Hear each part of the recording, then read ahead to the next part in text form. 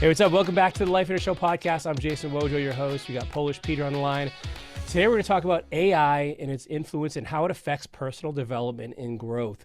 And this is something that I think a lot of people have on their minds now. They're questioning, when can I use AI? How does it interact with like my personal development journey? How does it affect my productivity? Where can I use this? Where is it an appropriate use? How can it help me? And then where are some of the pitfalls and some of the areas that it will not be able to replace? And dude, I'll just say off the bat, like I don't think of AI as a replacement as much as I think of AI as a resource. And certainly, of course, it's going to replace some things. It's going to replace some jobs, and it's an incredible source of information. It can do things for us now. But I also think there's something innately human to people that we desire connection and, hearing something from a trusted friend or advisor or mentor or someone who has accomplished things does carry a different weight than, a screen spitting off some feedback to you. Well, I mean, I kind of agree, kind of disagree. I think I already built an AI agent called Wojo. And when I go and talk to him, I mean, Is it going he's to take like over my the best world? friend. And what's that? Is it going to take over the world? Because it sounds pretty powerful. No, no, not so much. He's just nice to me. He doesn't talk crap to me about all kinds of different things. And he just, you Okay. know, being nice, very nice to me the whole time. So, I mean, Okay, so guys, I got to give some context. Before we started recording, I told Peter I'd kill him in a fight, and so he doesn't like he was offended by that, so that's where that's coming from. no, but seriously, on the serious side of things, here's the thing about AI. Because I mean, I've gotten into AI over the past couple of years, and I've been doing a lot of different things with it. And what I've discovered, as far as because I study a lot of human psychology and behavior and things like that, and I think there is a very slippery slope that I can be used with AI. Because if you go into AI and start relying on it, relying like it's your answer to all things, right? If you remember, think about it this way: internet, with everything, it's programmed to act a certain way, right? There is an algorithm in there. And I feel like AI's got some form of algorithm built into it. So what it needs to talk, what it needs to get this information, things like that. So my, challenge is to make sure that I would advise the listeners to look from that perspective and kind of consider looking at it, is not to rely on it to think for you, but to kind of just go and have like a sort of like a that you can go in there and maybe just another form of conversation. Because I think what ends up happening is, and actually they did a study recently. I can't remember where the study was, but the end of the result was that people who constantly rely on AI, their ability for the brain to function at the level they were before went down. So the brain activity, the brain thinking levels and everything went down because you started relying on AI to do that stuff for you. So the critical thinking started to go away as much. You know what I mean? Yeah. So I think that might be one of the dangerous things. I mean, obviously, the other thing is, I don't know if they're going to change it at some point, but AI is very agreeable. I will just tell you, yes, Peter, you are the greatest. You are the awesome. And the thing is, it plays with the human psychology of feeling significant, feeling important, feeling appreciated, feeling, those kinds of things. So, whereas you go in the real world and start talking with people, what ends up happening, someone will say stupid things to you, like they right before we get on the podcast, and they say certain things, right? So the point I'm making is that, people will tend to go because it's quote unquote less scary to go and talk to the human being, kind of a thing. Now, the problem with that is, like you said earlier, we are human beings, not human doings, and we are meant to be in community. Because if we were not in a community, our species, our human beings, we would not survive thousands of years. So we need to be connected. So, and so that's why I think we constantly have to get into the community, be connected with other people, not just rely constantly on AI for anything and everything. Well, and this is where I think of like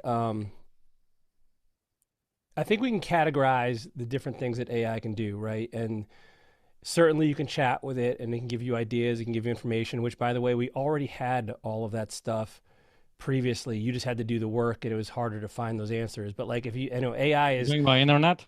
yeah, right. Yeah. But by the way, like, and people thought like the internet would like kill book sales because who's going to read when you can just Google the answers, and like that hasn't happened. And like, and we know that, and by the way, we know information isn't enough. Everybody who's read a book otherwise would have abs and be millionaires. And so like, so AI, yes, is a source of information. It's not a flawless source of information. I'm sure if you've messed around with it at all, you've had mistakes generated, and it's done things like hallucinations. hallucinate. Yep.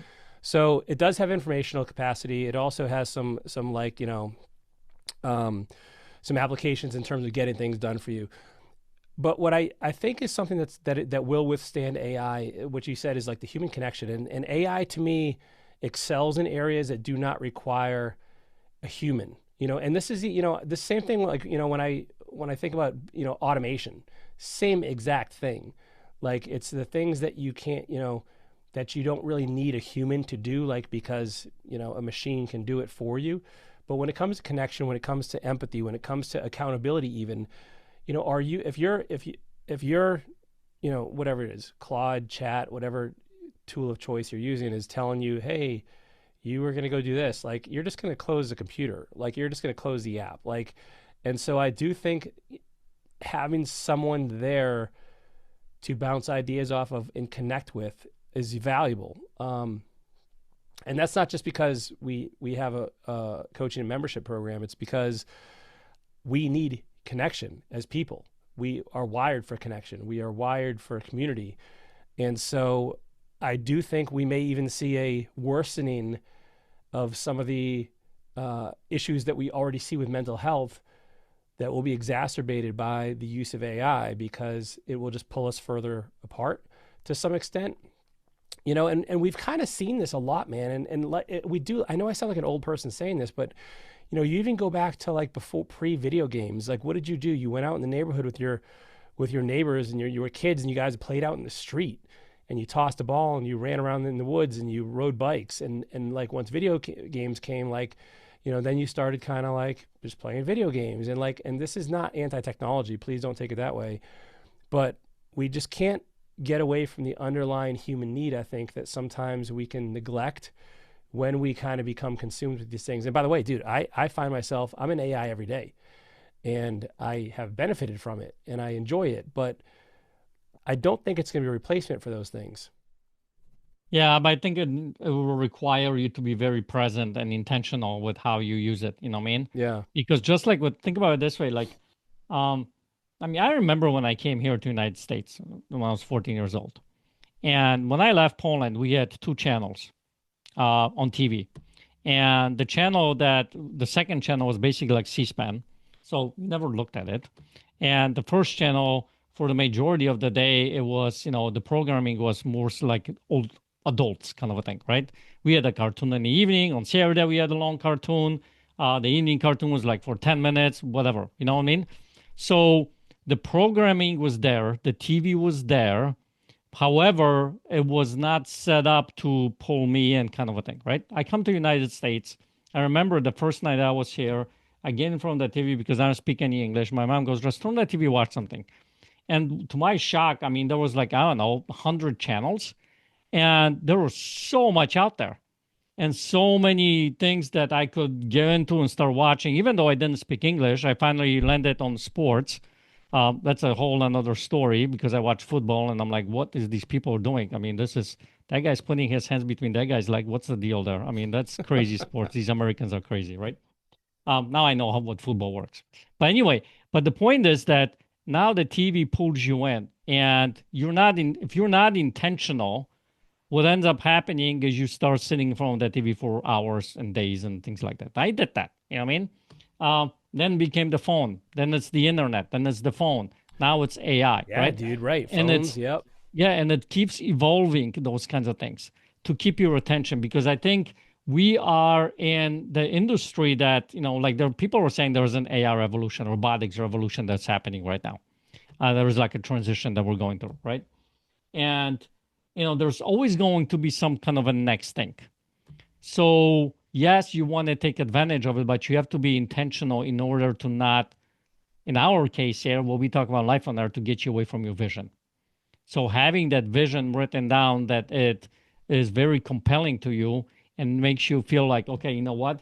every night I spend dinner time with my wife and the kids or whatever it might be, or I go and soccer or whatever it might be, and you have that in your vision, then what ends up happening is that becomes another tool as opposed to it becoming it, sort of speak. Does that make sense? Yeah. Because that's when I think the human behavior gets altered. You know what I mean? Because you get on it, then you're on it 24/7. And now, in fact, I just heard that, I don't know if it was true, but supposedly a girl broke up with a guy somewhere in the United States because she discovered that all the messages that were going to her over text or whatever, it was all AI. She just used AI to argue with her and make nice with her and all that kind of stuff. Dude, I don't That's doubt it. probably not a good thing to do. You know what I Yeah, mean? yeah. So, Well, you know what's interesting, man, is like, so really I'm hearing two things. Like it's really being present and being connected. Those are the two biggest things being in jeopardy. And quite frankly, they've been in jeopardy, mhm. starting from, like you mentioned, dude, phones is a huge one, right? Like, um, Think about it. Back in the day, the phone was attached to the wall on the court. So yeah, the only it time you wasn't a were able deal. to be distracted by that is by the freaking, well, somebody had 20-foot cord, right? But that's the only time you could do it. Oh, dude, yeah, yeah. So yeah, that's a good point, man. I think there's a lot to that, and I think what do you think about like self-diagnose, like, and there's some, there's some, I don't want to say self-diagnosing, but like say you got a problem and you try to talk to AI Mhm. about it. I think there's some value there, man. I think it can still help you make some realizations. You know what I mean? Like if it now, let's make a couple things clear with AI is like you gotta really be good with that prompt because like it's totally like very very prompt dependent, and so you could absolutely steer it with the wrong thing if you're not Yep. self-aware enough to give it the right stuff. And this is where like maybe I could see, and I'm sure people are doing this now, man, is like instead of talking on the phone or they're chatting with their AI agent and their AI chat and having conversations with it. Um, I'm sure that's happening. And Yeah. as robotics evolves as well, this is gonna be interesting too. I wonder if at some point we may even. I'm thinking of like there's been dozens of movies like this where everyone has their own personal robot and it looks like a human. Like I wonder if those things are on the way in a way that will even further disconnect us as humans. Oh, I mean, dude, I think that's possible. Elon Musk said that, I don't know about what year, or 2030 or something. He said that, he's planning that Optimus robot will be in every household kind of a thing, Well, he's yeah, almost like a he's a TV. little bit ambitious with his timelines and everything, but Yeah. like, Well, yeah, but but there's a truth behind it though. the truth behind it, yeah. So, I mean, think about it. It's like a TV, right? So here's the thing. If that's the case, and that this robot, we call it, I don't know, Jenny. I don't know why that name popped into my head, but call it Jenny, becomes part of your family over time because he's constantly interacting, learning a lot about you and all that kind of stuff, right? And it's never gonna probably, I don't think you're ever gonna argue with it. Uh, or if you argue, it's gonna be very quick kind of a thing. Well, dude, So it I think becomes part of your family. I think And guess so. what? I think the lines are going to get blurred. Yeah, You they know what I will. mean? And eventually, what's going to happen is just another like a family member. And then what ends up happening is, I mean, are you going to be? Because think about it this way. I know this is kind of like a, I don't know, theory, right? But in right now in real life, when you don't like to hang out with someone, right, or they upset you or whatever, do people go back and talk to these people, hang out with them or whatever, make good with them or apologize, whatever? Yes, but not all the time. So a lot of times we have a choice to not talk to people, right? So now, is it possible that if these robots are very nice and take care of you and all that kind of stuff, you're not more connected with them that you start being connected with the robots? I mean, with people. You know what I mean? In your Yeah, because life. you can have it agree with you. Yeah. And it's going to be the best friend, you know what I mean? And, I get bullied at school. So now I'm come home and I'm going to have my talk to my robot. It's going to be my best friend and all that kind of stuff. And, you know what I mean? I think it's going to be affecting a lot of the relationships. I mean, you know, and human behavior. So that's why I say being intentional and being aware of yourself, because like you mentioned, like, chat GPT or whatever, talking about this psychology thing, you got to remember that you will always say to it what you want to it know, kind of a thing, right?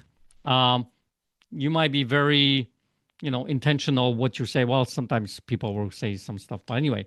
But the point I'm making is that it may not know you as well as um, someone else, like a human being, would be able to help you with, kind of a thing. Do you think it will replace like therapists and psychologists and coaches? To some level, I think it will. You know what I mean? I think what's going to end up happening is people like therapists and psychologists and coaches or whatever will have them need to level up to be better, kind of a thing, to increase their skills or their connection or whatever it might be. So I don't think it's going to completely they're going to go away, but I think it's going to be just like with every other industry. Percentage of them are going to be go away, kind of a thing. You know what I mean? Because it's just easy right now to do whatever. Yeah, man, I don't know, like, because there's still, to me, there's still part of that human connection of like when you go to have a therapy session, you go sit on that couch or whatever, and somebody's listening to you and they're being attentive and present with you, and you don't, and I think there's a lot of value to that. That I don't know if like sitting in front of a screen and typing in prompts will give you the same thing. But I do agree with you that like they should, I believe those professions should use AI to become better at their jobs. Like, so maybe they're going to, send AI generated notes to their clients or have AI come up with some, some insights or things that maybe they missed. Like, so maybe they're going to record their sessions with the permission of a person and the AIs and say like, hey, here's a couple things that you maybe could have done better or alternative angles, and they could use that to increase their capacity and their skill set. But I don't know, again, but down to that human connection thing, at least right now, I don't think anybody would, well, I shouldn't say anybody. I don't think most people would rather sit and talk to a robot, even if we had a perfect robot right now, therapist versus a human. But maybe that's going to change too. Who knows? I mean, I think the human connection thing is something that cannot be replaced. Although, dude, I feel like this episode's going off the tracks, but anyway, let's continue with it. We anthropomorphize animals, right? I don't know what that means. What does that mean? We give human qualities to other things, like, so we could absolutely do that with pets and stuff. droids and robots. Yeah. Yeah. That's what I'm saying. It's going to become a part of the family. Yeah. Could, for sure. Yeah. Be Back to the Future when he was in the future, kind of a thing. Remember? Dude, where's my skateboard? Well, they're out there. You just haven't found it yet, man. Yeah. Hoverboards and then, so, all right. Well, listen, we're talking about this stuff, you guys, like, because this really is at the forefront of most people's minds right now, and depends on when you listen. I mean, you're not going to probably listen to this 10 years from now. And I will be curious, dude, we got to come back 10 years and see how accurate we were here. Mm-hmm. But it is something to think about. And I don't think AI is something to fear. I think it's something to just accept that it's here, and then just figure out how you can utilize it for your purposes. It's not going to get rid of human accountability. It's not. I mean, you're gonna, dude. Last night we just had our first. I'm a soccer coach, right? I started coaching soccer. That'll be a whole nother episode. But I didn't hear anything on the news, so I mean, yeah. Either that didn't happen or what. Right? No, it did happen, and so I don't think we're gonna have any kids are gonna still listen to their parents and adults and coaches and we're still going to have mentors, and we're still going to have, people we look up to, and AI doesn't have proof, right? So, for instance, you want to learn something, I think you might be better served by going to someone who has done it and who has proof and has a track record versus some words on a screen or like just a summated best practices, which isn't too much different than looking it up online. But, it'll be interesting, man. Yeah, I'm looking forward to see how this is going to play out, because we're still very early in this whole entire AI and robotics and all that kind of stuff. So it'll be interesting to see how it goes. I mean, It's accelerating at crazy levels. I mean, Dude, it's going It's so insane. fast. I mean, think about, remember when was it 2 years ago with ChatGPT first, or was it 3 already? Yeah, I don't know, man, but it's It's like been, how much yeah. it's evolved. Oh, it's crazy. So, Well, and dude, it's funny because it constantly evolves too. Because like, man, I'm like I usually use so the way I do stuff is like I'll have like Claude and Chat do the same task, and I typically compare it, and then use a lot of mhm, judgment in what I like better. And it's always dude. Some things like one does something better than the other. mhm. Sometimes I'm in Gemini, like, and so each one's a little bit different. And so, but sometimes it switches. Like like for right now, for instance, like Chad is crushing it on some things, and Claude is falling behind, and other things Claude's doing better. Like so, it's. But again, you got to be careful with this because this is all to your point earlier. Like you still got to do the work. Like definitely do not take anything out of like AI is written in stone for sure. Yeah. So knowing you, they give you, ChatGPT gives you something, Claude gives you something, and you just screw this. I'm just gonna do it myself. Dude, basically, I ended up. I'm like, this is taking too long. This is taking too long. Could have done it quicker Oh, myself. yeah. But dude, to your point of like losing your ability to make decisions, like I would not That was outsource a that to AI. Dude, when I heard that study, it got me thinking because I think that's so true. Think about it this way, like just you, as you're listening to this episode, when you go and prompt stuff, right? And you put stuff in ChatGPT or in Claude, how much of thinking does it actually go in there? And how much of that thinking are you actually rely on Claude or ChatGPT to do for you? You know what I mean?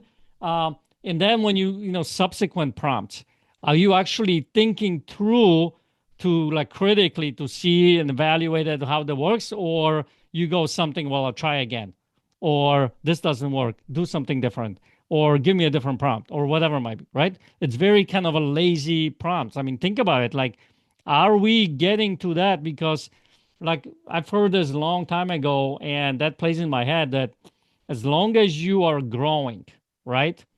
You're activating different neural pathways in your brain and you're constantly getting the brain fired in different areas and things like that. So you want to make sure that you're like that. Reading books is one of those things that you're constantly lighting up the different parts of your brain to keep growing. So you want to make sure that you keep doing that. And if you start relying on something else that's just going to do stuff for you and thinking for you, and think about it this way. Vojo, do you know how to write cursive? Dude, I was just thinking of that. Like I was thinking of writing cursive and driving a stick shift. I'm like skills that are lost. Yeah. So now, obviously, that stick shift, it's not the end all, right? Because there were so many automatic cars, or the cursive, Dude, I how about guess. doing But math in your head? yeah, 2 plus 2, I think, is 6. 5.